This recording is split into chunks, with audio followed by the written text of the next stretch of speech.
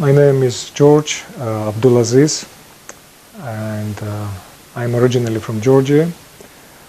This is a country which was a part of the Soviet Union before. And I immigrated to New Zealand around 8 years ago. Ever since, lived in Auckland. I've been Christian all my life. And in 2012, in July, it was Ramadan.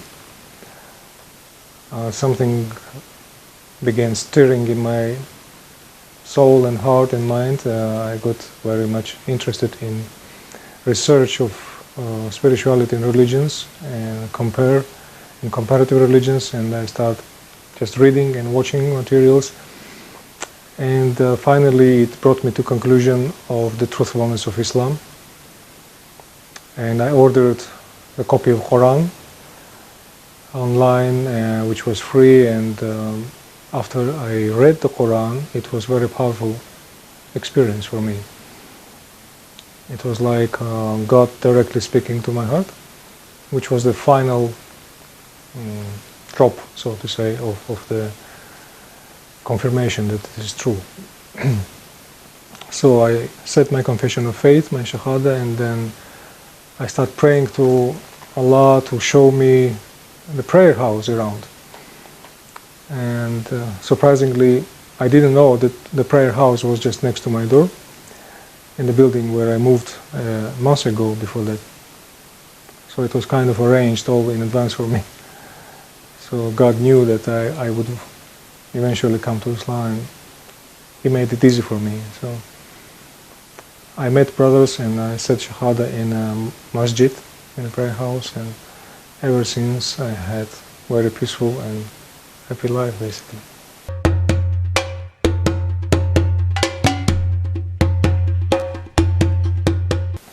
I was quite religious before, I can say. In Georgia we have Orthodox Christianity as a mainstream Christianity. Like 95 maybe percent or even more of population are Orthodox Christians. There are a few evangelicals, Baptists and Pentecostals, but they are minority. And I was like trying all sort of Christianity because I was very interested in religion and spirituality and searching for God.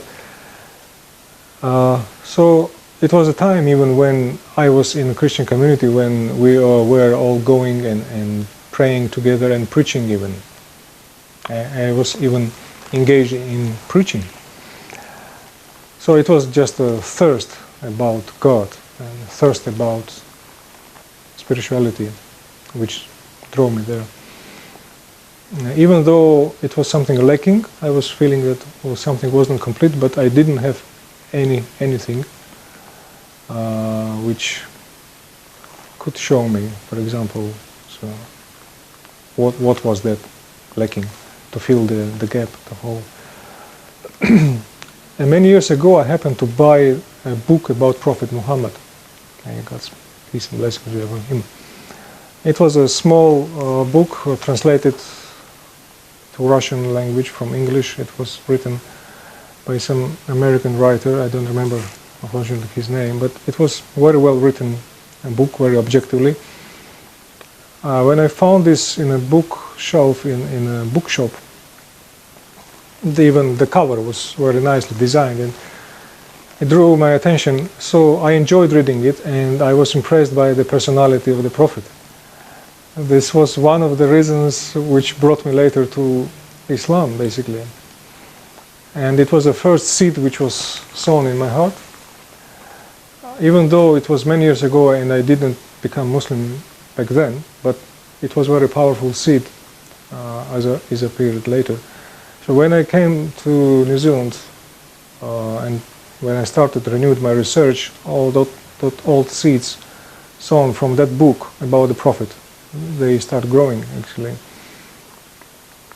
And yeah, I can say that the personality of the Prophet Muhammad is and was and now is the main reason of my attraction to Islam. and my conscious decision of accepting this way of life.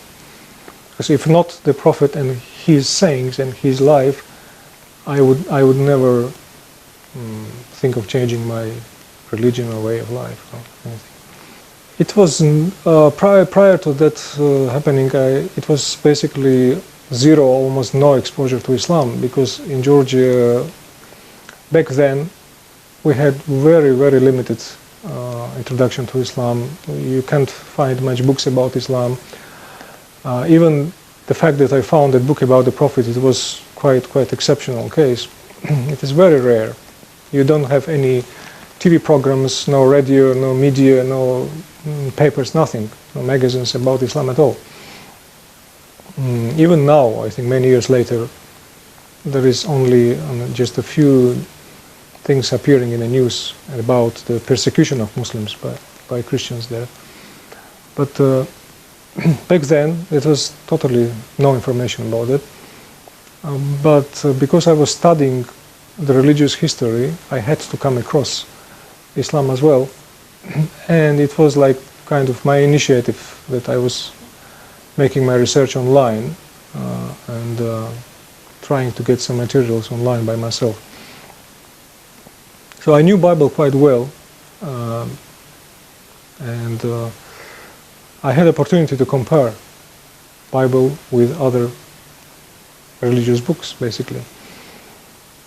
And when I read in Quran about the similar events which are described in Bible and about the Prophet Jesus, of course this was additional proof for me that this is the same line of the prophetic teaching. It is nothing new or standing separately, but it brings you back to the roots, starting from Abrahamic faith and just extending to the logical completion of this faith. Then all pieces of the maze start coming together. All what Jesus was saying about the future Paracletus, Comforter, who would come and bring this final explanation or completion of the spiritual teaching, and prophetic books of Torah as well. They all came into one complete picture after learning that. That was the reason why my accepting Islam was conscious and based on not just emotional, but also based on quite extensive research of the materials. When I was in Christianity, of course, Trinity was introduced as a basis of Orthodox Christianity as well as evangelical. And even though we all had automatically to accept it because it was a part of the creed, still I myself, and I'm sure many of my companions there, we didn't have quite ease in our mind and heart about that. First of all, we could not even explain to someone who would ask us question about it. And I thought that if you can't explain something to someone, it most likely indicates that you yourself don't know or don't understand. But like I said, we didn't have any substitute, any alternative for that. So we had to live with what we had. But still, because I was quite inquisitive and I was researching other materials and works of old Christian fathers and monophysites, which were teaching that God is only one. So all these alternative teachings and philosophies that start coming out and gave opportunity to compare. So Trinity didn't make sense, of course, and even in the Bible also they never teach about it. So subconsciously I was looking for confirmation of something which would confirm that there is no Trinity, but there is oneness. So subconsciously and emotionally I was looking for confirmation of the oneness. But because I didn't have Islam back then, I didn't have nothing which would satisfy that need. But like I said, when I bought the book about the Prophet Muhammad, this was the first drop of the fresh water into the soil, which was thirsty for this water of the oneness of the God.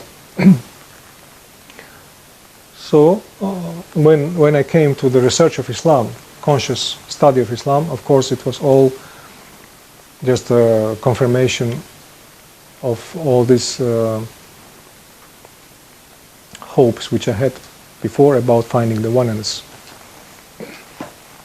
So this was another side and reason why Islam came so convincingly in my mind and heart. Yeah, my transition from Christianity to Islam was quite quick and smooth. First of all, because I didn't have anyone around me at that point who would argue my choice or question it. And it came as a relief for myself, of course, because when like I said before, that subconsciously I was looking for the confirmation of something that I was suspected before to be true, and when it came to prove it, I felt a relief. Okay, regarding these misconceptions about Islam which float in the media nowadays, I didn't have much problem because I have a bit of analytical mind and approach, and I don't take for granted anything until I can prove it myself, and after some extensive research. So I just went on and started digging deeper, and I started listening alternative opinions of people, even videos of debates between Christians and Muslims, and those debates were one of the convincing points for me, because I could see that in every single case the Christian argumentation been defeated very easily by Muslim scholars. It was another very valid and solid point for me to recognize the truthfulness of Islam. So basically the more antagonism I come across with and more hostility, it eventually turned into the better understanding and acceptance of the truthfulness of Islam eventually.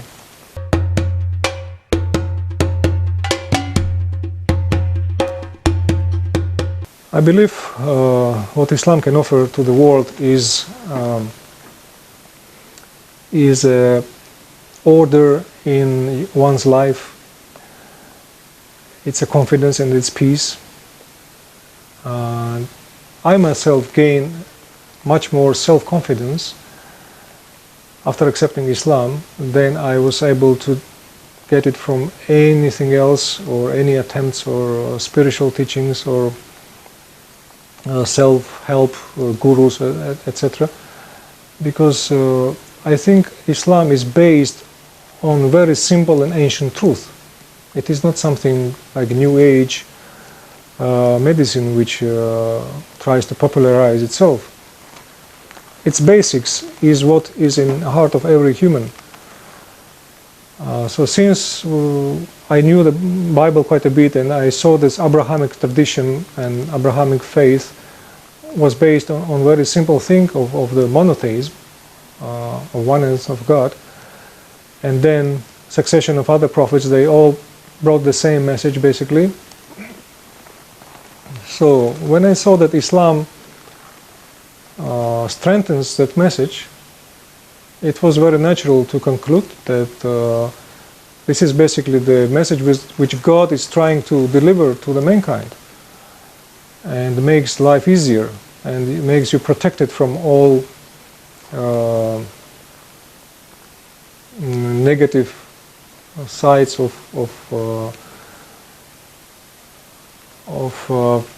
it protects you basically from those mistakes which society developed in itself. So Islam becomes like a fortress, like spiritual fortress for the one who accepts it. It's not a religion in a secular way, but it is a kind of way of life which protects one from all the ills of the spiritual and physical world, and makes you stronger spiritually, intellectually, and gives you more alternatives for development. So it doesn't restrict you as many other religions restrict you, but it becomes a very progressive thing. So one of the proofs was also as in the middle age of the Muslim Renaissance, which was like a boost of science and culture and poetry and everything, which was exported to the Europe, to the Spain. It was amazing film about the Muslim Spain in Andalusia, and it was like a hugest contribution to the mankind which Islam brought.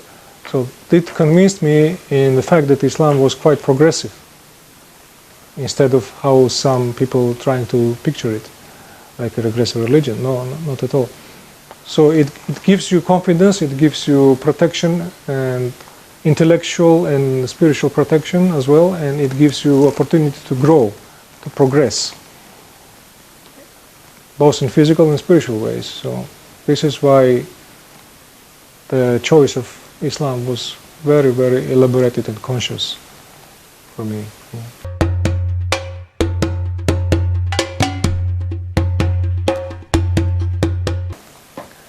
Yeah, I would like to tell all people today who is interested in spirituality and who is interested in religions or researching your own soul and interested in truth, defining truth, that take a look at Islam and try to read the Quran and see for yourself what do you feel when you read Quran. And there is so much information nowadays. It is a blessing that we live in an age of information, so nobody can restrict you or tell you what to watch, what not to watch.